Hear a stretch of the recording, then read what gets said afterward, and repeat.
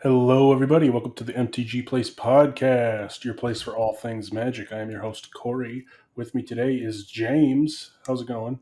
Hello, everybody. It's going good. Happy Memorial Day. Did you have a good weekend? Yeah, I did. It's pretty relaxing and got to do some grilling. So, yeah, pretty happy about that.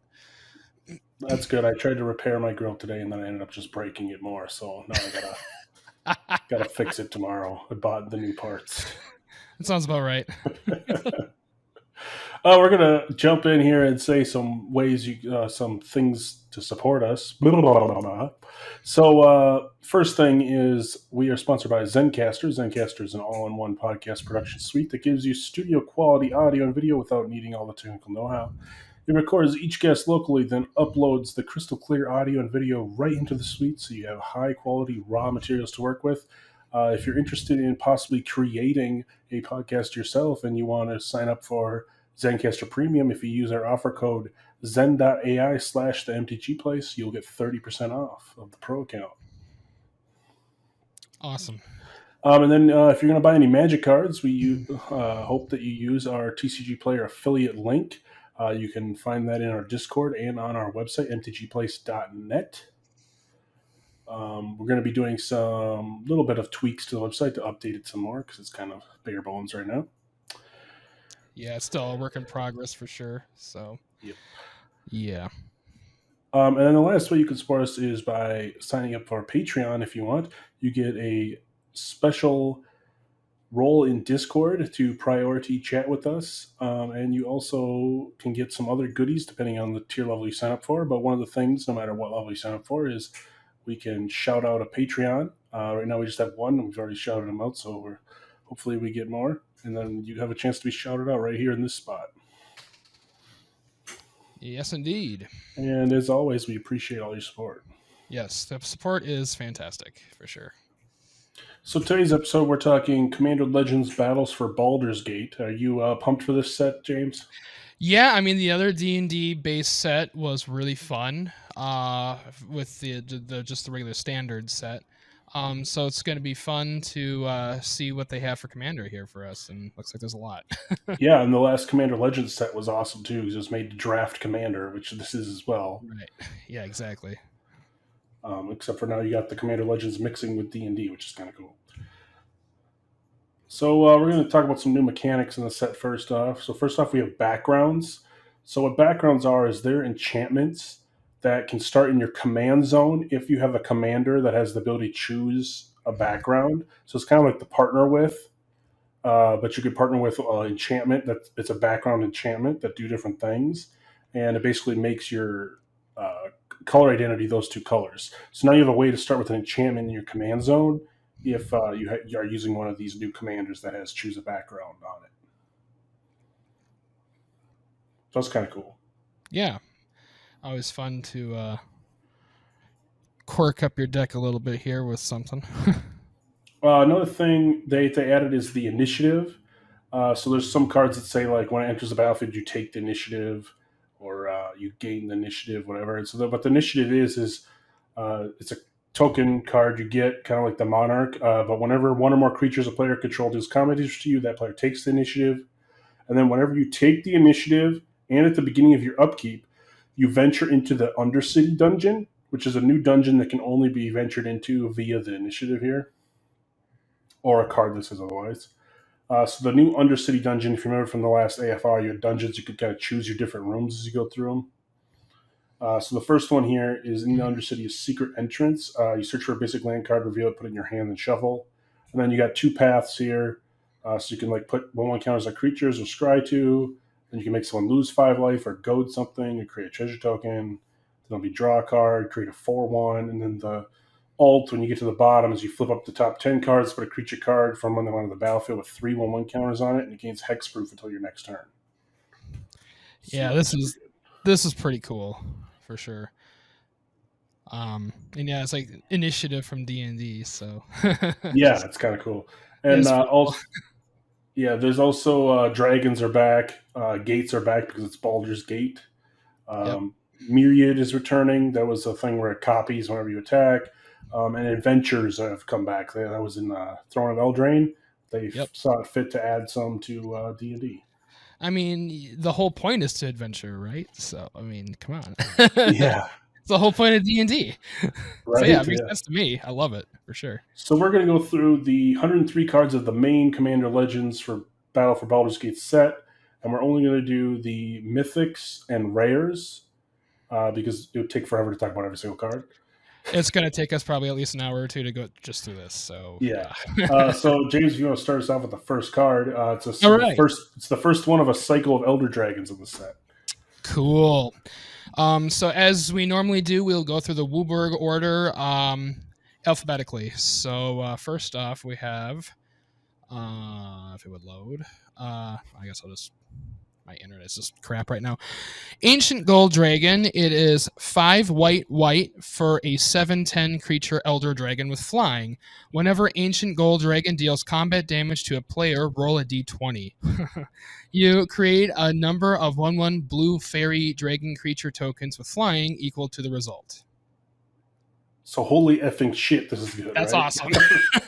all of these Elder Dragons are insane because you roll a d20, and the average on a d20 is like 10. Right, assuming you're using a real d20 and not the spin downs or whatever. Don't use the spin downs, guys. Yeah, don't use that. Use ones, like a real d20. Otherwise, you're gonna hate your life. So, like, if you roll hit a 10, that's basically saying this is 7 for a 7/10 flyer that you smack them with it, and you're gonna get 10 1/1 flyers.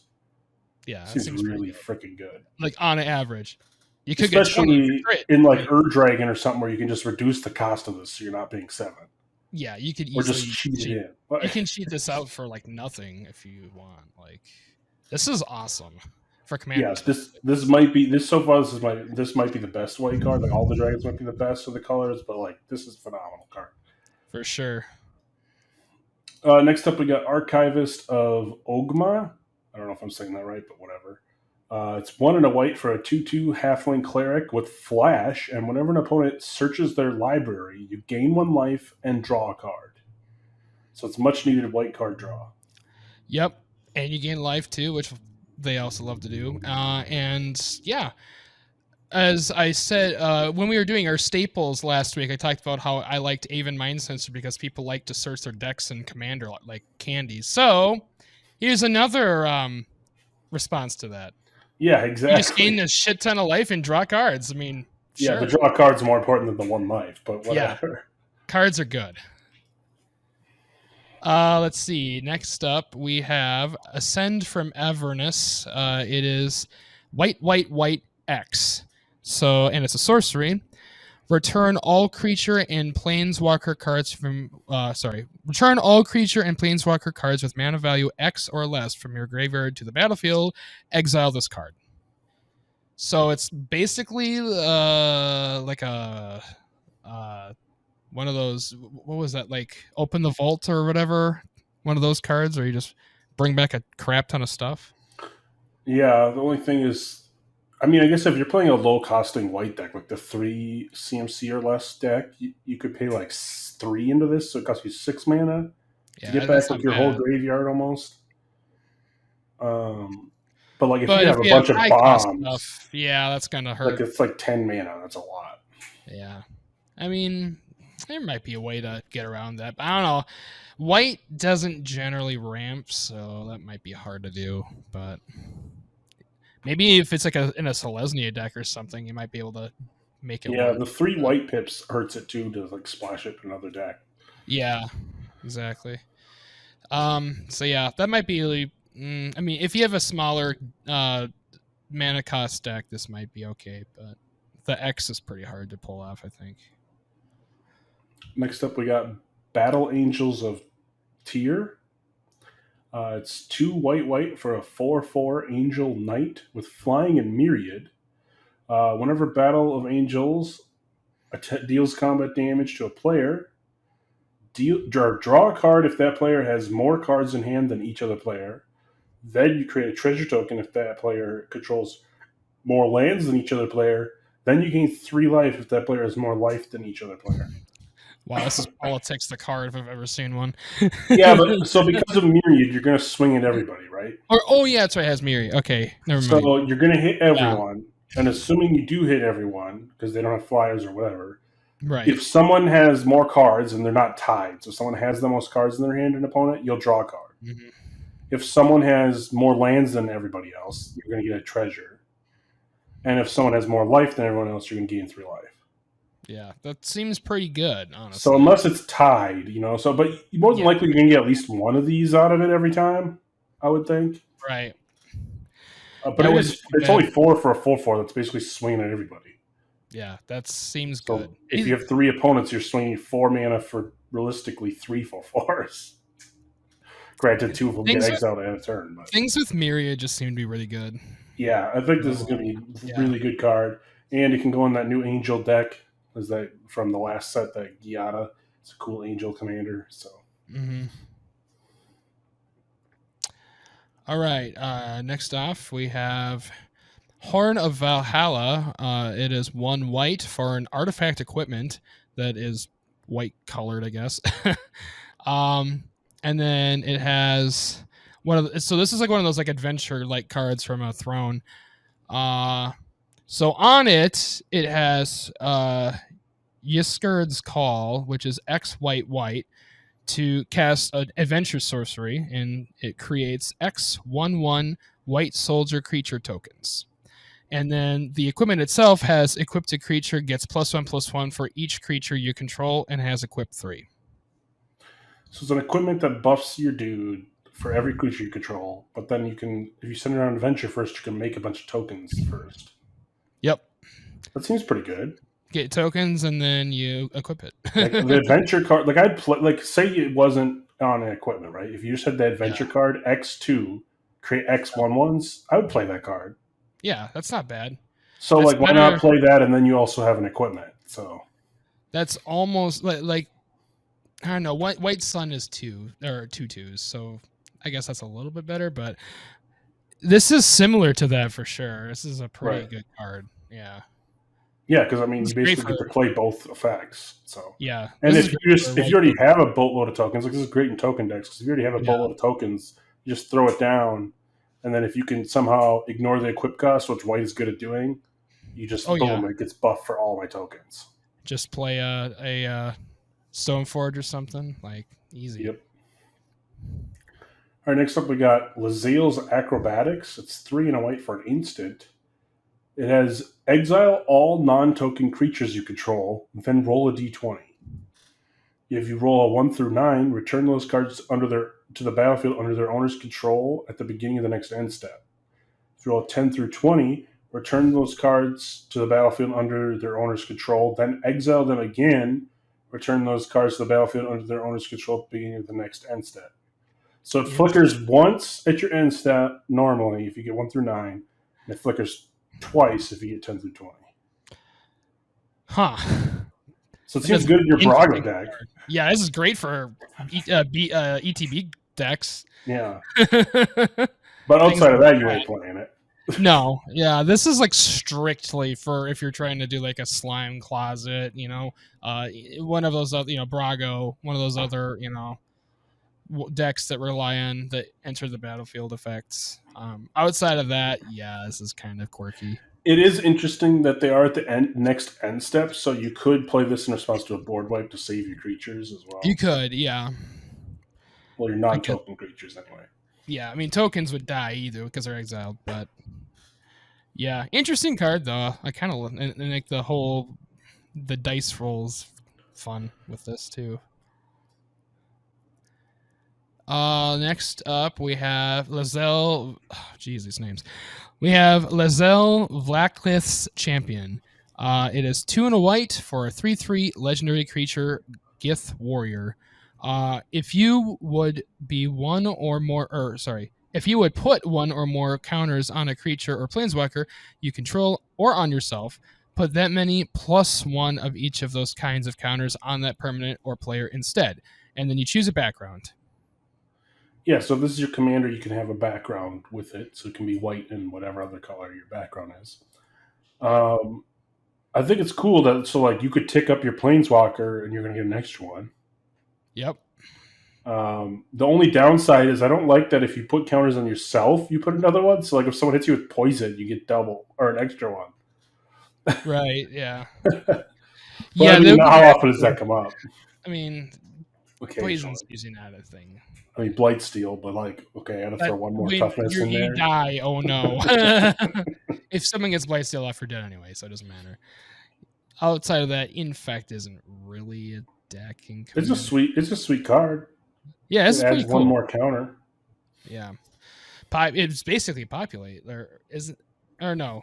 Is it similar to that? It's kind of like hardened scales or whatever it is, where you just put one more on. Except for this Yeah, works for more than just one counters. Like this would work on shield yeah. This is like counters. everything. Oh yeah, This shield would counter. work Oh on god. planeswalker loyalty counters. This will work on like flying and lifelink counters and stuff. This could definitely be. Well, no, because it's only one color. I was gonna say like if you could do a Super Friends white only deck, maybe this would be a good commander for. Well, it. you could choose a background to have a second color, Oh, okay. so you could play 2-color combo. Right. So you do like So green white. you still couldn't do like something. all 5, but yeah. Right. You just put this in the main deck then if you were doing a 5-color. But yeah, that's a good card otherwise for sure though. Yep, pretty good. It's only 3 mana for 3/3. Yeah, that's cheap. Next up, we got Legion Loyalty. It's 6 white for an enchantment. So this better be super good if I'm paying 8 mana for it. Yeah. Creatures you control have Myriad. Okay, that's good. That's not bad. Every Yeah. single one of my creatures has Myriad. That's really good. So if I swing it at one person, I'm swinging it all. It's really good with attack triggers. You probably want to put this in that attack triggers deck. If you could cheat this out, it's even better. Yeah. Because 8 mana is a lot. 8 is you're almost. But the effect is powerful. Like it's like this is better than all your creatures have double strike. Oh yeah, because you're attacking everyone. Yeah, so it's better than that. Me. Yeah, if you can find a way to ramp for it or cheat it, this is good, but it is expensive. So, but God, yeah, having everything with Miri, you just wipe out everyone. Like if you have a big enough board, so. Yep. Swing with all my stuff, they all attack. Yeah. Next up, we have Noble Heritage. It is 1 white for a legendary enchantment that's a background. Commander creatures you own have, when this creature enters the battlefield and at the beginning of your upkeep, each player may put 2 +1/+1 counters on a creature they control. For each opponent who does, you gain protection from that player until the next turn. Yeah, so this is one of those backgrounds you can use in partner with the choose your background in your so you can have in your command zone. Yep. This one is kind of interesting because it's like tempting everyone. Hey, do you want 2/1/1s on your creature? If you do, I'm getting protection from you. But the downside is like if you have protection from them, you can just swing with your commander at them for commander damage unblocked. Exactly. So it's like, are those 2/1/1s worth it or not? It's kind of politicky. Definitely fun. It's interesting though if you're like, okay, I'm going to do it, because it's until your next turn. So like, if they don't do, turn, so yeah, they could be like, oh, I'm going to buff. If everyone does it, it's like, okay, you can swing at each other, and because they can only attack one guy. So it's interesting though. It's a politics. It is an interesting politics card for sure. Next up, we got Sculpted Sunburst. It's 3 white for a sorcery. Choose a creature you control. Then each opponent chooses a creature they control with equal or lesser power. If you choose a creature this way, exile each creature not chosen by any player this way. So this is worded really dumb, but it's basically you choose a creature you control, your opponent chooses one that's equal or lesser power, and then exile everything else. Everything else dies or is exiled. So it's exile everything but your best dude. Yep. And your opponent's best dude. So it's stronger than yours. Wipes out a bunch of tokens, I guess. It wipes out a lot of stuff. I mean, say you have a 6/6, they can keep a 6/6, then you're equal on board. It's going to equalize the board. Yeah, it's an equalizer for sure. I mean, granted, I'd probably just play Destroy All instead, but yeah, that's just me. I mean, there's better board wipes. But I guess if you want another one, sure, it works for that. Next up, we have White Plume Adventurer. It is 2 white for a 3/3 orc cleric creature. When White Plume Adventurer enters the battlefield, you take the initiative. At the beginning of each opponent's upkeep, untap a creature you control. If you've completed a dungeon, and untap all creatures you control instead. So most of the time, this is going to be 3 for a 3/3. You untap 1 creature on all of your opponent's upkeeps, which is pretty good. It's not bad. If you're in a dungeon deck or you've completed a dungeon, but you happen to get a bunch of initiative cards or something, you can, untap all your dudes. So it's kind of like a mini Seaborn Muse. Yeah, it costs a lot less. Yeah, for sure.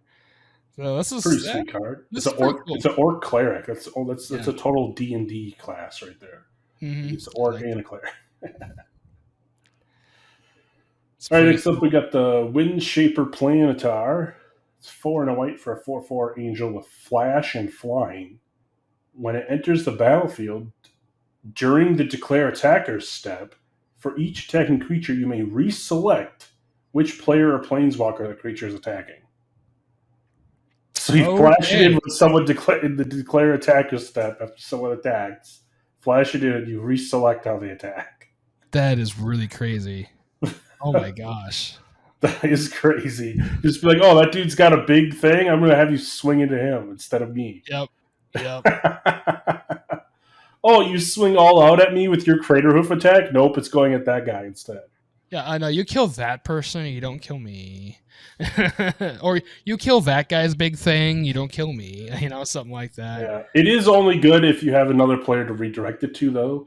Yeah, or a planeswalker out, or if you have a planeswalker out, because otherwise 1v1 if you don't have a planeswalker to redirect it to or something, you're just not going to do anything. Because it says you can't choose its controller, you can't attack yourself. So because they're still attacking, you just get to choose who they're attacking. That'd be kind of funny if you could, but yeah. All right. This is a cool card. I like this. White's got some quirky stuff here, man. That's the end of white, right? That's white. Yep. So white's pretty cool from what I've seen. Yeah. What's your favorite white card? Honestly, that one's pretty awesome. We just looked at, and then of course the ancient dragon's just ridiculous. Yeah, the dragon is probably one of the most powerful. One of the best cards set, honestly. That or the Legion Loyalty, where everything is myriad. Probably the most powerful. I mean, the archivist is good too, because you can draw cards. But the ancient gold dragon is what I'm pumped for. I love the dragons. I want all the dragons. Yeah, dragons are fun, and it's D&D, so it's in the name. They better have good dragons. All right, so we're on to blue, which is the next dragon. So let's see what we got here. So starting off blue, we have Ancient Silver Dragon. It is 6 blue for an 8/8 Elder Dragon creature with flying. Whenever Ancient Silver Dragon deals combat damage to a player, roll a d20. Draw cards equal to the result. You have no maximum hand size for the rest of the game. Yeah, so you draw a shit ton. Yeah, on average, this is going to be draw 10 cards. You have no max hand size. 10-ish cards. Yeah, 10-ish cards. You have no max hand size. Can you imagine this? You only really need to hit him once too. You could just sneak attack this. Just think about it. If you roll the average, that's 1/10 of your deck that you're drawing every time this attacks. Yeah. and let's keep in mind, Gristlebrand was banned because it was too good. Yeah. Now we have this. The only downside is you have to deal with the extra players, so they could just chump it with a 1/1. Right? Yeah, it's easier to negate, but yeah, it's hilarious though. This is gonna be a shit ton of cards. Yeah, let me just sneak attack this, draw a shit ton of cards, give it unblockable or something, and then you just always draw. Oh god, I love these dragons. They're all super good, and they all do a roll d20 effect. So yep, yep, that'll be fun for sure. The only weird thing is they're not legendary, so you can't play any of these ones as your commander. Yeah, that's unfortunate, just but play them in the bank. I mean, they'd be fun as a commander, but I guess there's other things they can do that. So All right, next up we got Displacer Kitten. It's 3 and a blue for a 2/2 cat beast with avoidance. Whenever you cast a non-creature spell, exile up to one target non-land permanent you control, then return it to the battlefield under its owner's control. So whenever you cast a non-creature spell, flicker. It's a Yep, 2/2 for 4. that's pretty fun. It's pretty good. Yeah. It's good in Brago. Yep, it's really Brago's getting a lot of stuff from this set here. Yeah, a lot of support for your Brago deck. It's gonna be nice. I'll have to update it after this set comes out, it looks like. Let's see. We have next up is Elminster's oh god, that word. Simulacrum. I never know how to pronounce that. Simulacrum. Sim- I don't know, whatever the fuck. Simulacrum.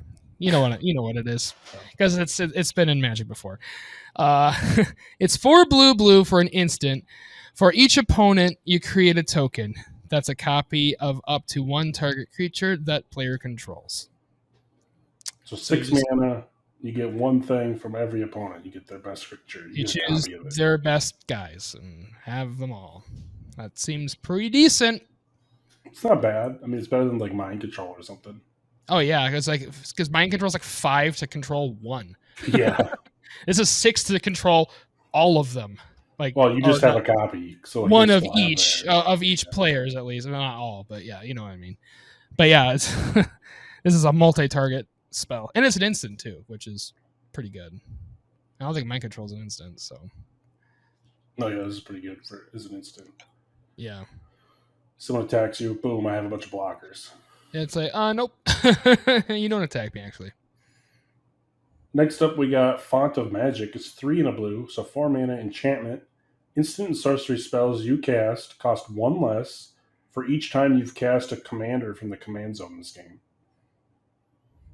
All right. If you're casting a commander, your instant sorceries keep costing less.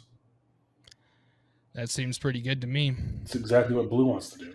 Yeah, that's exactly what a lot of decks want to do, but yeah, blue especially. So, and you know how we were talking about cheating stuff out earlier? Well, that's one way to do it.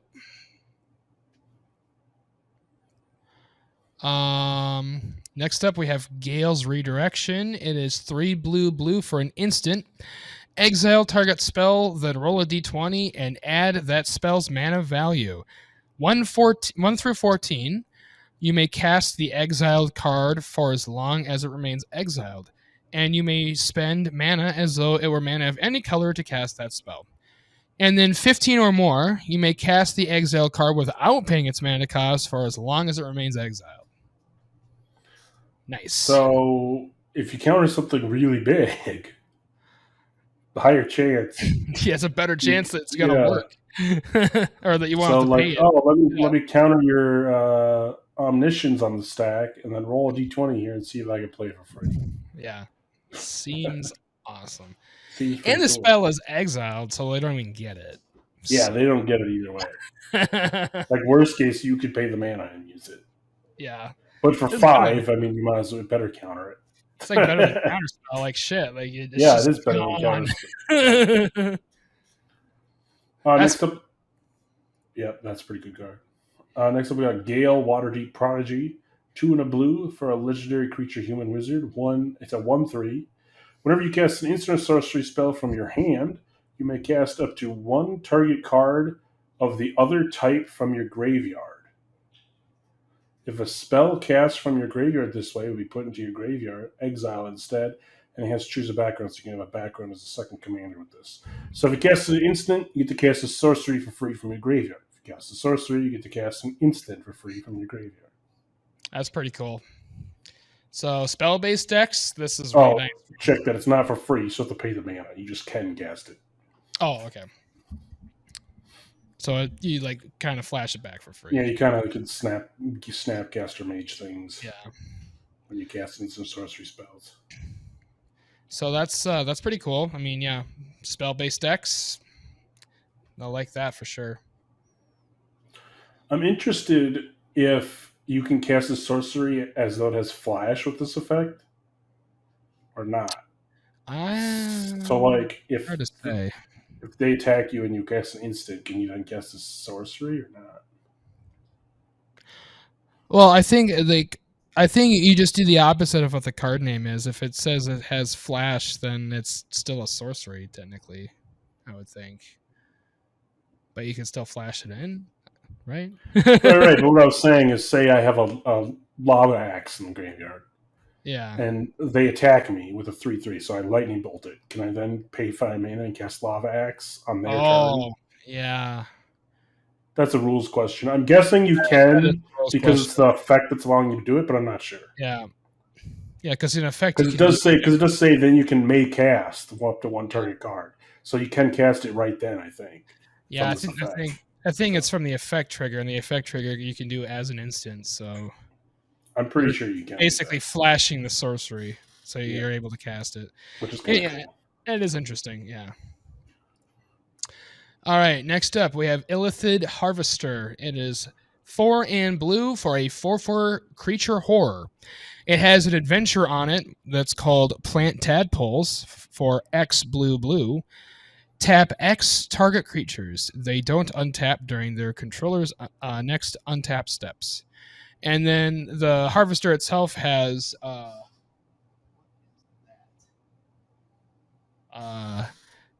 creamer of God, creamerorphosis. Yeah, these words are killing Some me. weird made up keyword that That's a D and D keyword from D and players. D. I'm guessing. Yeah, creamerorphosis. When Illithid Harvester enters the battlefield, turn any number of target tapped non-token creatures face down. They're 2/2 horror creatures. So you put it on an adventure, you can tap a bunch of stuff, then you play it, and you can turn them into tutus. Yep. So it's they become better versions basically. I don't know. I feel like this card is not very good because you could just play like Curse the Swine is like the same thing. Yeah, exactly. And it just does it instantly, it just turns things into the boars. Right, right. Instead of having to play the spell and then play the thing. Yeah, this is a strange card for sure. Definitely a strange card. So yeah, you basically so it's like the opposite of morph. Basically, it's like you morph them Yeah, yeah, you turn them with it face down and you with morph them. without an It is, ability I to guess unmorph them. I guess.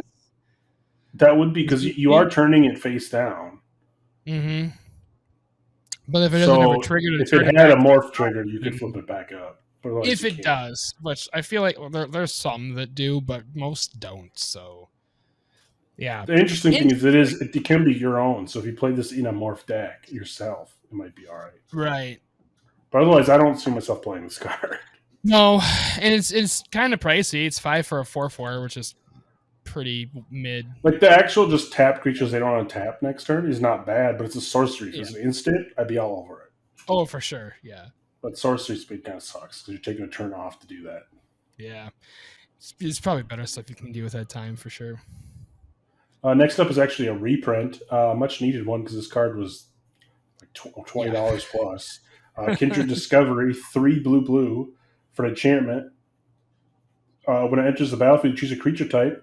Whenever a creature you control of the chosen type enters the battlefield or attacks, you draw a card. So this Yep. is staple in basically any creature tribal deck. You're going to play it if it runs blue. I run it in my dragons. Yep. Super good card. Draws you cards. Anything that draws you cards is good in Commander. I mean, in Magic in general, but especially here. Always want to draw cards.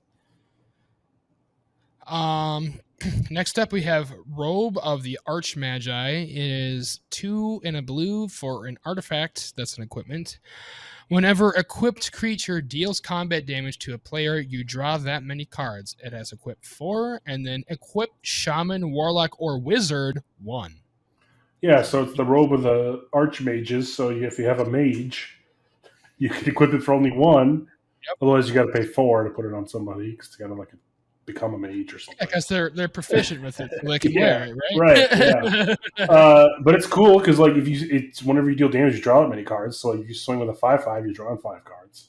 Yeah, that's good. Again, So drawing cards is good, right? it's very good if you have Shaman, Warlock, or Wizard tribal deck because you can only pay 1 to equip it. Right. Yeah, this is great for a Or tribal. just have a lot of those in your deck. So Next up, we got Shameless Charlatan. This is 1 and a blue for a legendary creature with background. So this is one of those backgrounds you could have in your command zone, or you could just play it. It's an enchantment in the main deck. Commander creatures you own have pay 2 and a blue. This creature becomes a copy of another creature. Interesting. Okay. So you So can you turn your commander creatures into other creatures. that's yeah, I mean I guess that's good if you have, something that has activated abilities, something like that. Yeah, I think if you're going to play this card, you're probably going to play something that's low mana cost in your command zone just so you can play it. Yep. Keep turning into other things. Or if you gain control of other people's commanders, you can turn them into other things. Yeah. That's another thing. But yeah, that's in the right circumstances, this can be pretty nice utility card, I think, for sure. Next up we have Tomb of Horrors Adventurer. It is 5 blue for a 4/4 elf monk creature. When Tomb of Horrors Adventurer enters the battlefield, you take the initiative. When you cast your second spell each turn, copy it. If you've completed a dungeon, copy that spell twice instead. You may choose new targets for the copies. So this is a good card and good effect. Pretty solid, for sure. It's kind of creepy that he's Copying. going through the Tomb of Horrors because Yeah, I know, right? that's a hard adventure book. It is not easy, is for sure. I also think it is one of the dungeons that you can venture into from the original D&D set. Yeah. It does cost 6 though for a 4/4. It does, but copying spells is good, so Probably worth it. it's probably worth it if you have the right deck for it, for sure. Next up, we got another Volo here. So a new Volo. Oh, yeah. Volo, the Scholar. Something Scholar. I'm just going to say Volo the Scholar. Right. 2 and a blue for a 2/3 legendary creature human wizard. When Volo enters the battlefield, create Volo's Journal, a legendary colors artifact token with hexproof, and whenever you cast a creature spell, note one of its creature types that hasn't been noted for this artifact. Then it has pay 2 tap, draw a card for each creature type noted for target permanent you control, name the Volo's Journal. So I'm pretty sure the other Volo also can make journal stuff. So you could have 2 journals out and draw multiple cards. Like a shitload of cards if you combine them. And that's choose a background. So it's pretty very good. Interesting, yeah. Interesting way to draw cards, for sure. Basically, instead of playing, a tribal deck where all your stuff shares a creature type, you're trying to play a tribal deck where nothing shares a creature type. Yeah, you just want to go crazy. Yep. All right. Next up, we have Wizards of Thay. It is 3 blue for a 3/3 human wizard creature. It has Myriad. Instant and sorcery spells you cast cost 1 last to cast. You may cast sorcery spells as though they had flash.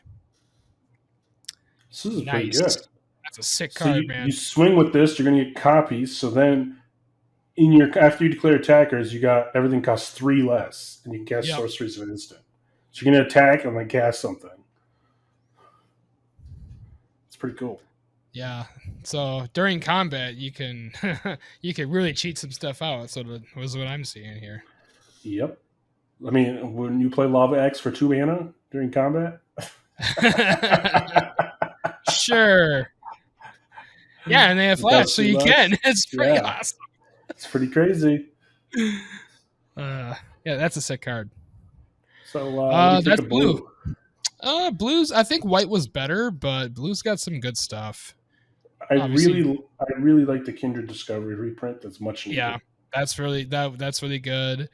The dragon, of course, is really good. Yeah, the dragon is sweet. I kind of like that robe of the Magi. Yeah, the robe is really good. Yeah, there's a lot of cool stuff here, though, for sure. All right, so moving on to black. Yeah, my favorite color, black.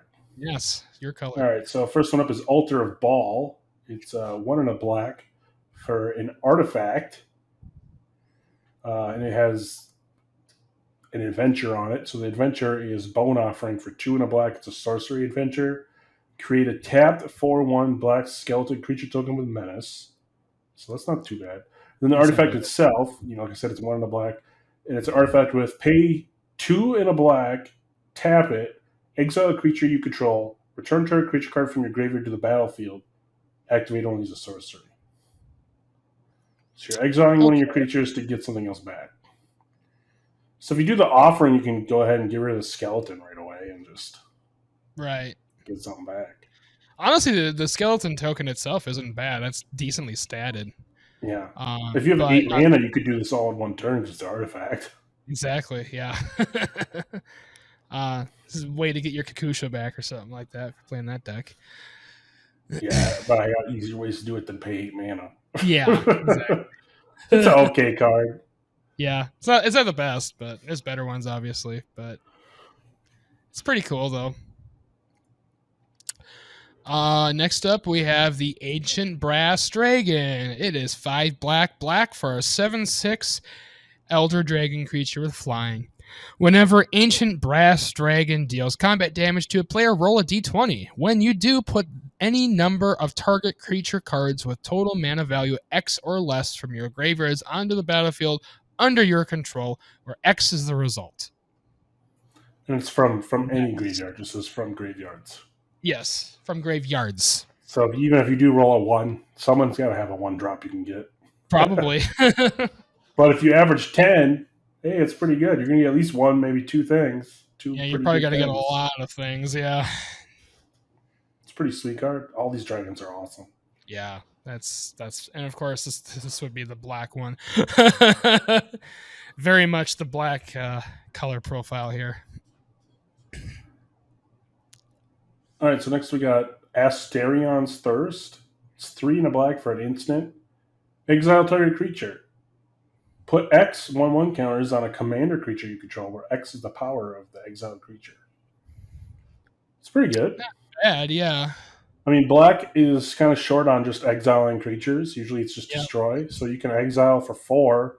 That's good. And if you have your commander out, you can get some 1/1s on it. Yeah, that's kind of a nice little bonus for sure. It does cost 4, which is a little higher for an exile card or spot removal card, but it is an instant and it does give you like rewards, so not bad for sure. It's not bad, not great, not bad. I could see it being Yeah. played, especially if you're playing like a 1/1 counter stack or something. Oh yeah, this is in the right deck. It's totally playable for sure. Next up we have Blood Money. It is 5 black for a sorcery. Destroy all creatures. For each non-token creature destroyed this way, you create a tapped creature token. Treasure token. Or sorry, yes, tapped treasure token. My bad.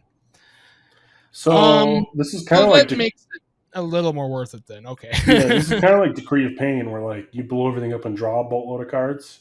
Right. But instead, you're blowing everything up and then making a bunch of mana. But the treasure tokens are tapped, so you can't use them that turn. You have to wait till your next round. Yep. But it's like, so you're taking your turn off to blow everything up, and then you're going to have a boatload of mana to rebuild your board faster than your opponents. So, yeah, theoretically, you could actually come out higher in mana than you have to pay this. So that's right. If you blow up more than 7 things, it's basically a free card. It's like you net mana. Yep. As long as your treasure tokens don't get blown up. It's a pretty good card. I'd play it, especially if you're in like a mono black deck or something where you have Cabal Coffers to ramp into it. I mean, and especially if you have you have a bunch of people with crazy boards. Well, there you go. Yep. It kind of sucks. It doesn't count tokens. So if someone plays a boatload of tokens, you don't get treasures for them. But... All right, next up is Call to the Void. It's 4 and a black for a sorcery. Each player secretly chooses a creature they control and a creature they don't control. Then those choices are revealed. Destroy each creature chosen this way. Interesting. So everybody choose a creature secretly. Choose a creature. And then everything that was chosen was blown up. It's interesting because like you have to choose one of yours and something you don't control. So you're going to choose the best thing you don't control, obviously. But but then it's like, do you choose the best thing you control, assuming your opponents are going to do that? Or do you choose your worst thing? Right. But then you might lose multiple things. It's a gamble, man. You never know. You don't know what's going to happen. Definitely a fun card. I don't know how good it's going to be, but... Yeah. If you want like one of those... Because like everyone could choose the same threat. And so like realistically, you could blow up one, two, three. So it'd be one, two, three, four things minimum, right? Yeah, at least. So that's not bad, I guess. Four Not bad, things. but it can Even totally if it win. was like the four worst things and one good thing, Right. it's not that bad. No. Interesting card though, for sure. Next up we have Cultist of the Absolute. It costs 1 black for a legendary enchantment that's a background. Commander creatures you can Commander creatures you own get +3/+3 and have flying death touch ward. Pay 3 life. And at the beginning of your upkeep, sacrifice a creature. This Damn. seems very cool for one mana in your command Sick. zone. Basically, just give your commander flying death touch 3/3 ward, pay 3 life, but then you have to have an upkeep of sack a thing, or else you're going to have to eventually sack a commander. Right, yeah. But I mean, like this, and if you just have like Bitter Blossom or something to keep sacking to this, Yep. like any commander is going to be awesome with 3/3 flying death touch. Oh, hell yeah. And ward 3. Yeah, ward pay 3 ward life. pay 3 life, yeah. Yeah, so like they're not going to want to target it. It's pretty good. Yep. No, I'd say this is the best background so far. I think it is, yeah, definitely the best background so far. That's pretty sick. Next up, we got the Elder Brain. It's 5 black for a 6/6 horror with menace. Whenever Elder Brain attacks a player, exile all cards from that player's hand. Then they draw that many cards. You may play lands and cast spells from among the exiled cards for as long as they remain exiled. If you cast a spell this way, you may spend mana as though it were mana of any color to cast it. So you attack somebody, you get their current hand, they draw a new hand, and you can cast that stuff. Nice. It's an okay card. Not bad. It That's does cost 7, a lot, but yeah. Menace is nice too, though, for sure. Next up we have Pact Weapon. It is 3 and a black for an artifact that's an equipment. As long as Pact Weapon is attached to a creature, you don't lose the game for having 0 or less life. Whenever equipped creature attacks, draw a card and reveal it. The creature gets +X/+X until end of turn, and you lose X life, where X is that card's mana value. Equip, discard a card. Very interesting. Yeah, there's a sweet equipment here. Yeah. Can't lose the game. You draw a card, reveal it, and it's XX, you lose X. So you're basically drawing a card. Right. It's a pretty cool artifact. Well, you can't lose the game for having 0 life or less. Right. You can lose the game in other ways, like with poison or something like that. But I mean, they could just blow up your creature and you lose. Yeah, then you would lose. Which is very easy to do. But yeah, basically you're going to use it for the draw card effect. Yep.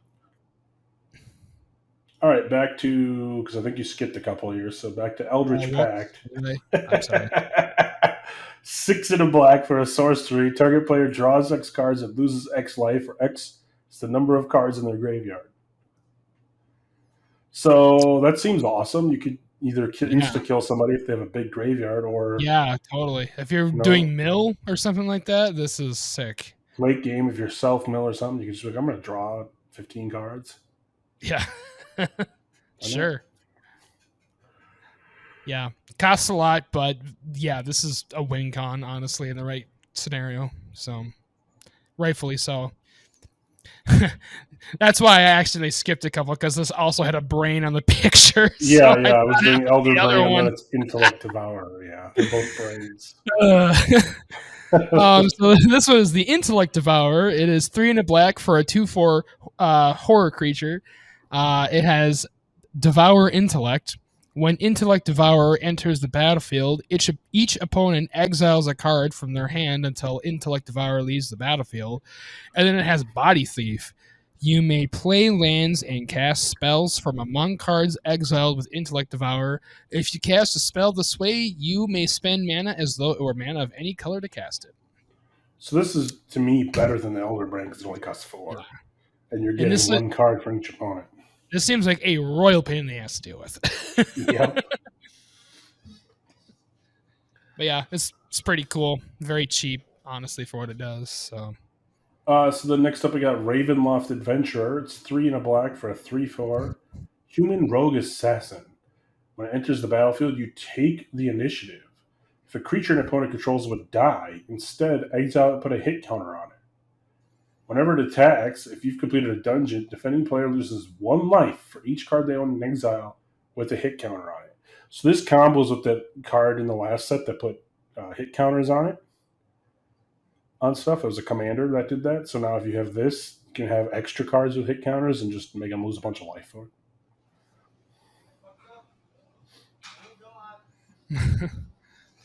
Sorry, the roommate's smoking out the kitchen. Jeez. All right. No, I think the fire alarm's way down the hall. We're fine. All right, so let's see. Instead, I also put a hit counter on if you've completed a dungeon. Okay, this is pretty cool, for sure. Yeah, I think it's good. Yeah.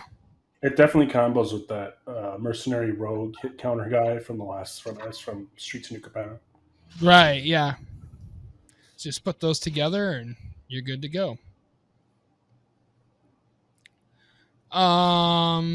Okay, we got one more. Last card for black is Shadowheart Dark Justicar. It is 3 and a black for a 3/4 legendary creature that's a human elf cleric. It you can pay 1 and a black and tap it to sacrifice another creature. Draw X cards, where X is that creature's power, and then you can choose a background. It's pretty good. Pretty sick, man. If there's a green background, you could play him as your green-black elves commander. Yeah, this would work really well for that. So, have, like, death right in there or something. Yeah. What do you think of black? Black has some cool stuff. The brains are pretty sick. The blood money is kind of cool. Does cost a lot, but it can, theoretically be free. So that's a pretty sick thing too. Yeah, I think the background is sweet, and the dragon and the blood money too. The background for sure is the best one. So super black's got some good stuff. All right, moving on to red here. We got Ancient Copper Dragons. This is the red Elder Dragon. It's 4 red, so 6 mana for a 6/5 Elder Dragon with flying. Whenever Copper Dragon deals combat damage to a player, roll a d20. You create treasure tokens equal to the result. Treasure. Lots of treasure. So that's as good, if not better, than Old Gnawbone. Old Gnawbone, it swings, you get treasure tokens equal to the total damage, and this you just get at least 10. Yeah, this seems very good. Seems very good. Let me just attack and get 10 mana. Just get a shit ton of mana. I can just if you're playing this with like blue, I'll just play Omniscience for free, whatever. Yeah, or I mean, everything free. Even if you're playing just mono red treasures or something, you're like, all right, if you have 20 more artifacts, you win the game. Yeah, exactly. Totally. Yeah, this is fun. These dragons are awesome. That's a cool dragon. All right, next up we have Baldur. It is 3 red for a 5/5 demon creature with flying. Whenever Baldur attacks or dies, choose 1 or more. Each mode must target a different player. Target opponent draws 3 cards, then discards 3 cards at random. Target opponent sacrifices a non-token artifact, or Baldur deals damage to target opponent equal to the number of cards in their hands. Well, it sounds like a dick. It sounds like a very dick move. Also an enemy in D&D that you could fight. The demons that come up and attack. Right. It's pretty interesting because you can only hit all 3 if you have 3 opponents at the time. Yep. But I love how it says 1 or more. Yeah, so you can always limit. Yeah. Your limit is the opponents you have. Right. So you can always do at least 1, which is good. Yeah. That's a fun I think card. the sack an artifact and deal damage to cards in their hand will probably be chosen most often. Oh yeah. But if someone has no cards in their hand, you're like, all right, draw 3, discard 3. Yeah, it's like, oops, mill. Oops, all nil. Or if you like bounce something super good, like okay, you have a chance, Yeah, high chance that you ain't gonna have it no more. yeah, yeah, So definitely. I like this card a lot. It's good flavor. Yep, definitely. Next up, we got the Caves of Chaos Adventurer. It's 3 in a red for a 5/3 human barbarian with trample. When it enters the battlefield, you take the initiative, and then when it attacks, you exile the top card of your library. If you've completed a dungeon, you may play that card this turn without paying its mana cost. Otherwise, you may play that card. So Interesting. impulsive card draw, and if you complete a dungeon, you cast it for free. Cast it for free. Free impulsive card draw is very good. It's a good card. And there's a lot of red decks that like to do that. So definitely fits the theme. And honestly, not too expensive to cast. Like 4 is a pretty nice CMC or mana cost. So, yeah, and it's a 5/3 trampler, so yeah, it's well statted, not too expensive. Seems like a good card. Very red. very red. All right, next up we have Descent into Everness. It is an enchantment that is 2 in a red to cast. At the beginning of your upkeep, put 2 descent counters onto Descent into Everness. Then each player creates X treasure tokens, and Descent into Everness deals X damage to each player, where X is the number of descent counters on Descent into Everness. So it's going to create. Everyone creates 2 treasure tokens and takes 2. Yep. Then everyone's going to create 4 treasure tokens and take 4. Then 6. Then 8. And you're going to keep counting up by 2. They're gonna die. Eventually, they're going to die. At least you get access to the treasure first before your opponents. You do, yes. It does combo with that last treasure guide. It's like whenever your opponents get treasure, you get treasure or something. Yep. Um, That's definitely a good combo to play with this. Otherwise, I don't know how much you're going to play it unless you play like Sulfuric Vortex in your deck. Right. If you're like the kind of like your gutter snipe or something like that, where you're just pinging everybody off, this would fit with that for sure. Definitely in like a late game scenario, this will probably kill multiple people pretty quickly. Next up, we got the Torriel Survivors. 3 in a red for a 0/4 Tiefling Peasant. It has Trample and Myriad, and as long as it's attacking, it's plus X plus O, where X is the number of lands defending player controls. God. So you attack, and you got 1 attacking everybody, and its power is equal to their lands. So for some people, this is going to almost kill them. Yeah, so, especially if it's later in the game. Even if it's turn 4, it's like, okay, got a 4/4 swing with everybody. Yeah, 5/5 someone ramp. 5/5. If it's green, it might be 6 or 7 if they ramp a bunch. Like, yeah, like this is pretty fun. I like this. I think it's good. Yeah, totally playable for sure. And again, it's anything with Myriad is very good. And yeah, that's that could be deal a lot of damage for sure. Lots of damage. All right, next up we got Firbolg Flutist. It is 4 red for a 4/4 creature that's a giant bard. And he has captivating performance. When Firbolg Flutist enters the battlefield, gain control of target creature you don't control until end of turn. Untap that creature. It gains haste and Myriad until end of turn. Yeah, so it's a threaten effect, but you get to hit everybody with it because you're going to have a bunch of copies coming at Lots of copies. It's pretty good. Yep. Yeah, that's a pretty sick card. It does cost 6, which is a little higher. Yeah, but this is pretty good otherwise. It's also good if you can flicker it. Oh yeah, really good if you can flicker it. Next up, we got Karlach, Fury of Everness, 4 in a red for a 5/4 legendary creature, Tiefling Barbarian. Whenever you attack, if it's the first combat phase of the turn, untap all attacking creatures. They gain first strike until end of turn. After this, there's an additional combat phase, and it has to choose a background. Nice. Super cool. Yeah. Extra attack, and your first one they all have first strike. Extra attack phase is always good. That's usually any creature based deck that's especially red. You generally are going to be swinging for a bunch, so definitely seems good. Sweet card. Yeah, that's pretty sweet. Let's see. Next up, we have Popular Entertainer.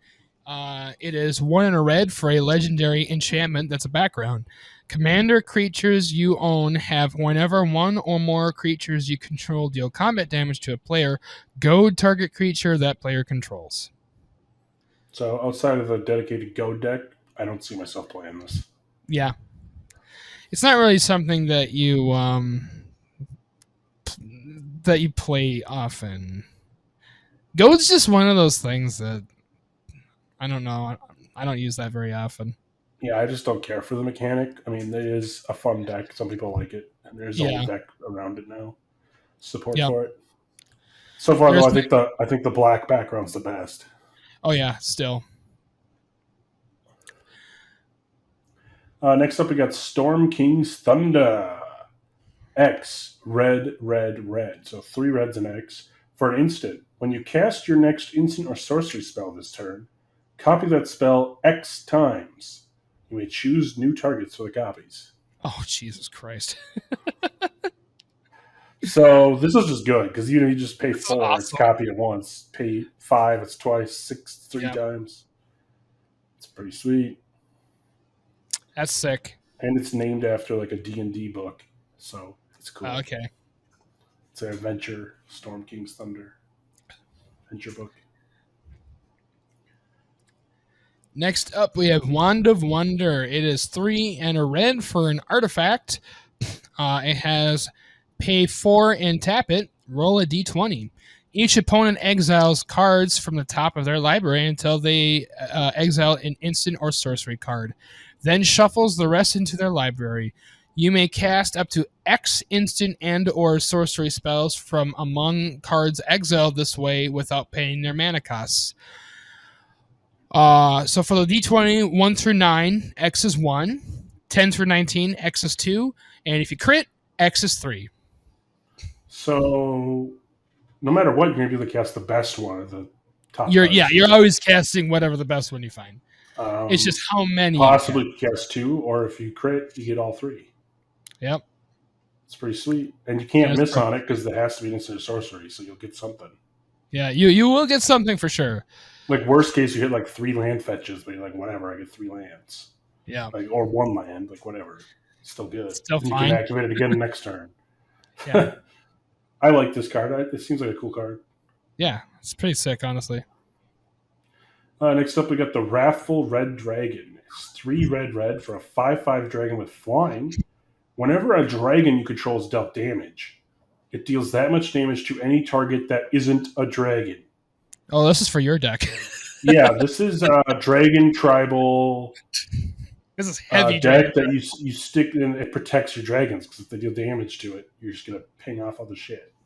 Like, oh, you block my 6/6 with the 7/7. Okay, well then I just 7 damage to the shit. Well, it's dead. So yeah. Or you want to trade off? Okay, I'll deal 6 damage to something else too. So I'll take out 2 things for my 1. Yeah, it's a sweet dragon. It's a good card, man. I love it. Next up, we have. Oh my gosh! Come on. I'll just read it on the page. Will Blade of Frontiers. It is 1 and red for a 1/1 legendary creature that's a human warlock. If you would roll 1 or more dice, instead roll that many dice plus 1 and ignore the lower roll. Whenever you roll 1 or more dice, put a +1/+1 counter on Will Blade of Frontiers. Choose a background. So you get advantage on your dice rolls. Yeah, you get advantage on your dice rolls, and he gets bigger whenever you roll dice. And we finally have a dice rolling commander that's pretty good. Like hopefully there's a background to compare with it. Hopefully there's enough support because I really want to make a dice rolling deck. Well, there's plenty of cards like from the past that do deal with dice rolling, so this would be fun to kind of maybe build a deck around that. Yeah, because before it was either I think it was like red green or blue red you could do, and it's like I wanted to do something that was all 3 colors to be able to put all the good rolling cards in there. But so Hopefully now more red and green have more, and you can just do red green. Yeah. That's a cool card. I like that. Last red card, we got Wild's Reversal. 2 and a red for an instant. Choose target instant or choose target spell or ability with one or more targets. Roll a d20 and add the greatest power among creatures you control. 1 through 14, you may choose new targets with spell or ability. 15 plus, you choose new targets with the spell ability, then copy it and choose new targets with a copy. So it's like a redirect no matter what. And if you roll really good, you can redirect and then copy it on something else. Sick. It's pretty cool. Yeah, for sure. What do we think about red? Red's pretty fun, honestly. There's a lot going on here. Got some dragon support, it looks like. Got some dice rolling support. Got some Honestly, casting support. I think red might be one of the strongest colors so far because there's probably about 7 of these cards I actually want to play in my deck. Like I'd play Reversal, I'd play Will in a dice rolling deck. I'd play the Wrath full red dragon for sure. Wand of Wonders, Storm King's Thunder, Baldur, sick. Baldur, and the Ancient Dragon. Yeah. Red is honestly might be the strongest color. Yeah, red is sick. Like this is awesome. There's a lot going on here. All right, so moving on to green. So the first card we have the Ancient Bronze Dragon. It is 5 green for a 7/7 Elder Dragon creature with flying. Whenever Ancient Bronze Dragon deals combat damage to a player, roll a d20. When you do, put X +1/+1 counters on each of up to 2 target creatures where X is the result. So that's good. Probably not as good as the other ones, but it's still like if you roll a 10, you get +10/+10 on 2 creatures. Yeah, they're gonna be pretty hard to deal with. Yeah, they're gonna be forced to deal with your board basically if you hit a decent number. Yeah, it's pretty cool. If you crit, then you can basically kill somebody if they don't have anything in play. So, So yeah, that's fun. Next up, we got the Barroom Brawl, which is 1 and a green for a sorcery. Target creature you control fights target creature the opponent to your left controls. Then that player may copy the spell and choose new targets for the copy. That's awesome. So basically, it goes around. It's a brawl, right? So like, it goes around the table. Fight your thing, and then they can fight something there. Then they can fight something. And then it goes around the table. It's a big brawl, and you can keep copying. So like, until someone chooses not to copy. Yeah, this can go on forever until you run out of creatures. Basically, yeah, big barroom brawl. That's hilarious. I love that. Pretty good. Next up, we have Bramble Sovereign. This is a reprint, I'm pretty sure. It is 2 green for a 4/4 Dryad creature. Whenever another non-token creature enters the battlefield, you may pay 1 and a green. If you do, that creature's controller creates a token that's a copy of that creature. Good card. Great card, for sure. Next up, we got the Earthquake Dragon. It's 14 and a green. 15 mana for an elemental tree dragon creature. It's a 10/10, and this spell costs X less to cast, where X is the total mana value of dragons you control. And it has flying and trample, and has pay 2 and a green, sacrifice a land, return them from your graveyard to your hand. Oh my god. Okay, and multicolored dragons, hello? Yeah, and Dragon, if you have like Dragon up, this is going to cost like, just Dragon. Does it cost like 5? Yeah, exactly. For a 10/10 flying trample.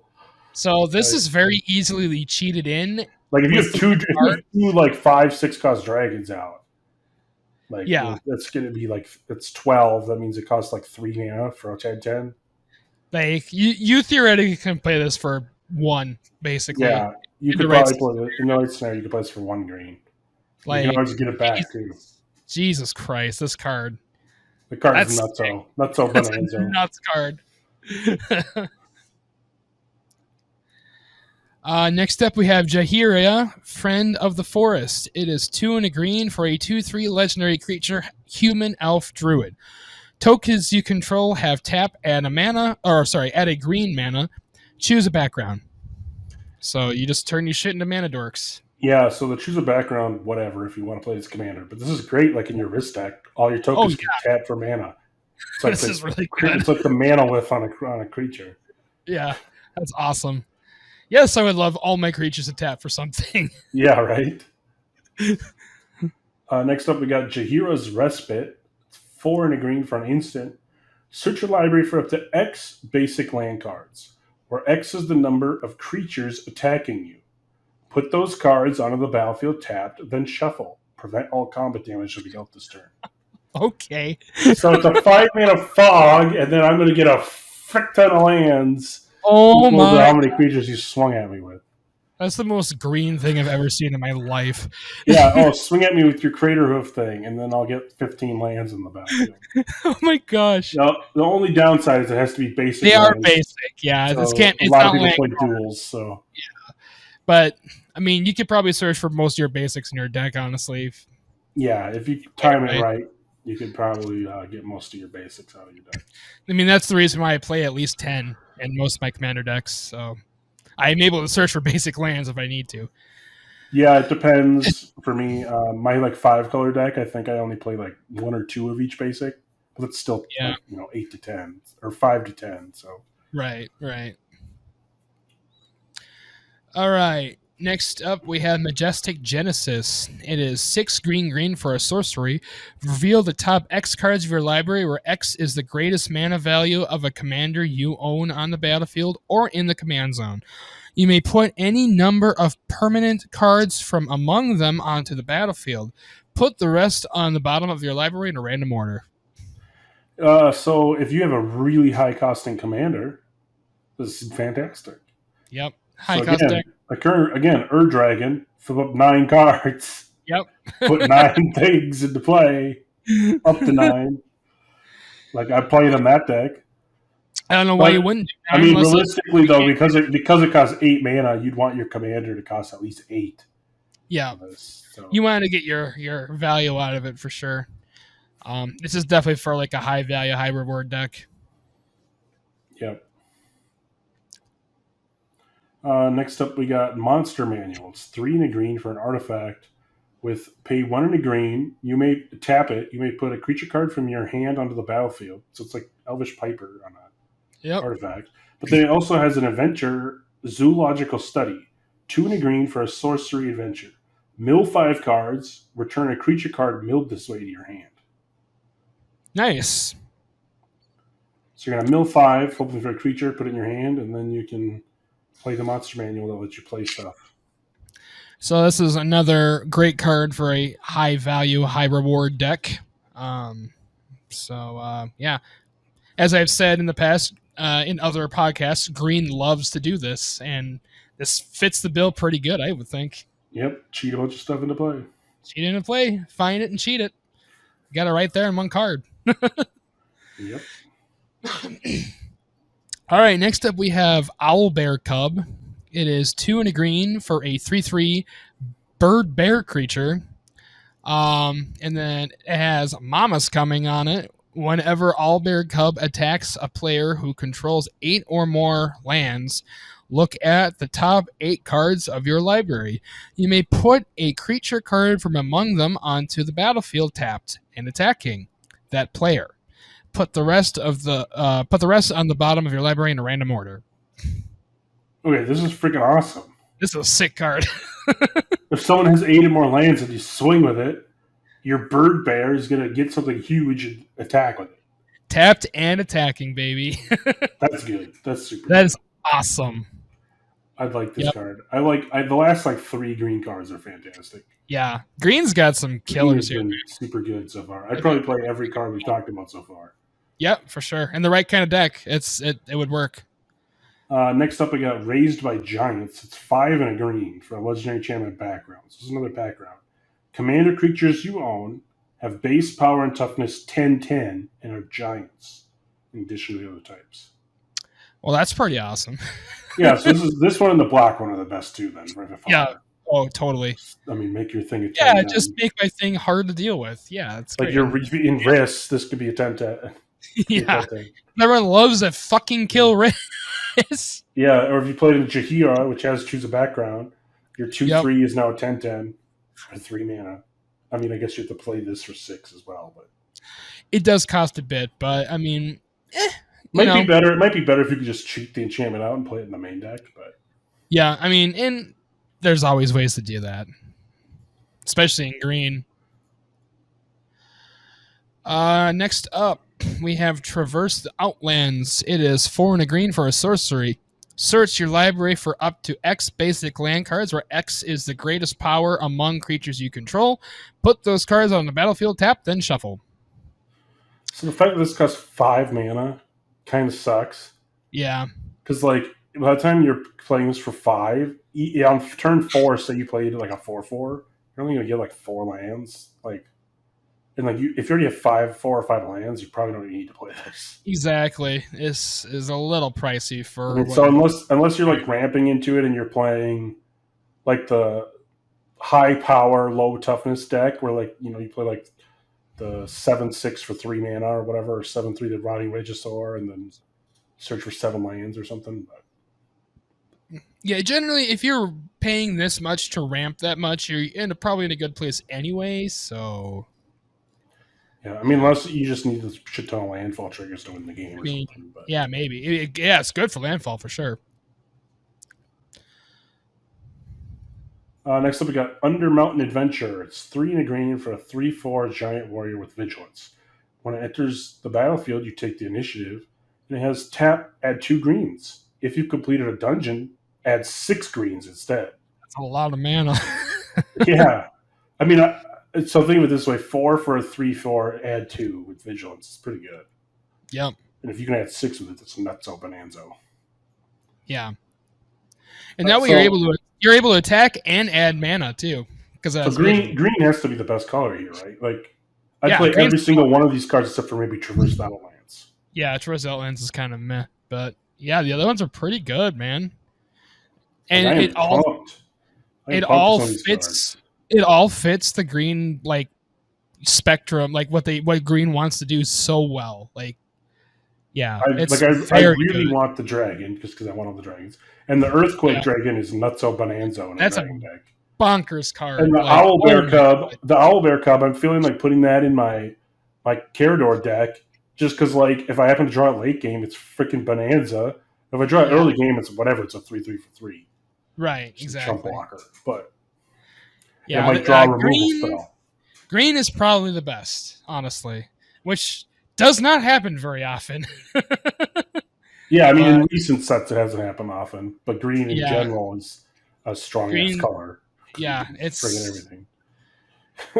that was sick. All right, All right, let's. we are moving on here to the multi-colored cards. Yep.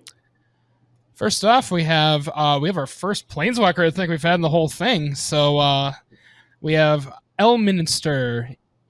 He is 3 white blue for a legendary planeswalker named Elminster with 5 loyalty counters to start. He also has a constant of whenever you scry the next instant or sorcery spell you cast this turn costs X less to cast, where X is the number of cards looked at while scrying this way.